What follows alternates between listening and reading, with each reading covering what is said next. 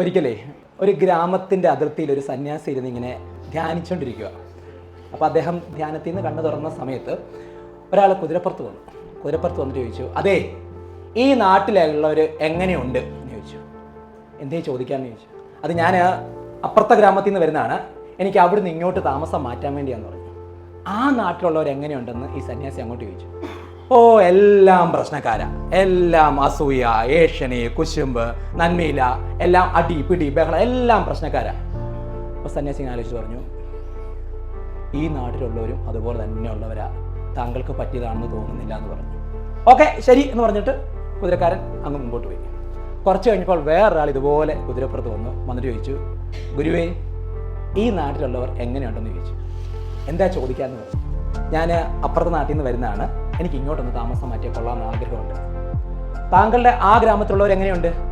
അവരെല്ലാം നല്ല ആൾക്കാരാ, നന്മയുള്ളവരാ, പരസ്പരം സഹായിക്കുന്നവരാ, നമ്മളെ വളർത്തുന്നവരാ, നമ്മളെ ചേർത്ത് പിടിക്കുന്നവരാ.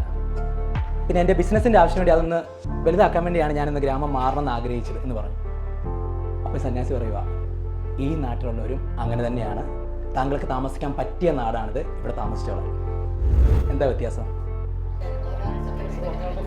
നമ്മൾ ചുറ്റും എന്താണോ കാണുന്നത് അത് നമ്മളിലേക്ക് വരും. ചുറ്റും നമ്മൾ പ്രശ്നങ്ങൾ കണ്ടുകൊണ്ടിരുന്നാൽ, ചുറ്റും അഴിമതിയാണ്, ചുറ്റും പീഡനമാണ്, ചുറ്റും പ്രശ്നങ്ങളാണെന്ന് പറഞ്ഞാൽ ഈ പ്രശ്നമേ നമ്മൾ രാവിലെ കാണത്തുള്ളൂ. പത്രം തുറന്നാൽ പ്രശ്നമേ കാണത്തുള്ളൂ. ആൾക്കാരെ കാണുമ്പോഴും സംശയത്തോടെ നോക്കത്തുള്ളൂ, ഇവൻ എന്നെ പറ്റിക്കാനാണോ, ഇവൻ കണ്ണി തോന്നുന്നു, ഇവൻ അടിച്ചിട്ടാണോ വന്നേക്കുന്നത്, ഇവൻ കഞ്ചാവാണോ, ഇത് തന്നെ നമ്മൾ വരത്തുള്ളൂ. ഈ നാടിനൊരു കുറവുണ്ടെങ്കിൽ അത് നമ്മുടെ കൂടെ കുറവാണ്. ആ നാട്ടിൽ നിന്ന് ഒളിച്ചോടാനല്ല, ആ നാട്ടിലെ കുറവിനെ പരിഹരിക്കാൻ നമ്മളൊന്ന് ഇറങ്ങിത്തിരിക്കാനുള്ള മനസ്സ് കാണിക്കണം.